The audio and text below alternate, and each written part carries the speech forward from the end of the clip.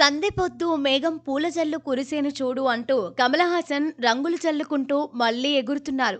రాబోయే తమిళనాడు అసెంబ్లీ ఎన్నికల్లో తమ పార్టీ తప్పకుండా విజయం సాధిస్తుందని, తన పార్టీ మక్కల్ నిధి మయ్యం విజయం సాధిస్తుందని దాని అధ్యక్షుడు, రాజ్యసభ సభ్యుడు కమల్ హాసన్ ధీమా వ్యక్తం చేశారు. మొన్నీ మధ్య కమల్ హాసన్ మాట్లాడుతూ, రానున్న ఎన్నికలే లక్ష్యంగా పార్టీని బలోపేతం చేస్తున్నాం. ఏ నియోజకవర్గాల్లో మనకు బలం ఉందో గుర్తించి అక్కడ మరింత పట్టు సాధించేందుకు ప్రణాళికలు రచిస్తున్నాం. దీనికోసం శక్తివంచన లేకుండా కృషి చేస్తున్నాం. 2026లో తమిళనాడు అసెంబ్లీకి మన పార్టీ తరపున ప్రతినిధులను పంపిస్తామన్న నమ్మకం నాకుంది అని పార్టీ శ్రేణులకు దిశానిర్దేశం చేశారు. 2018లో రాజకీయాల్లోకి ప్రవేశించిన కమల్ హాసన్ 2021 అసెంబ్లీ ఎన్నికల్లో ఒంటరిగా పోటీ చేశారు.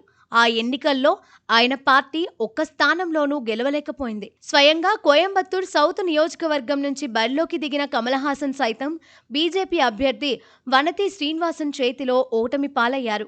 2026లో నిర్వహించనున్న ఎన్నికల తర్వాత తమ పార్టీ ఎమ్మెల్యేలు శాసనసభలో అడుగుపెట్టడం ఖాయమని అన్నారు. ఇటీవలే తమిళనాడు, పుదుచ్చేరి పార్టీ కార్యకర్తలతో నిర్వహించిన సమావేశంలో కమల్ హాసన్ మాట్లాడుతూ, రానున్న ఎన్నికలే లక్ష్యంగా పార్టీని బలోపేతం చేస్తున్నాం.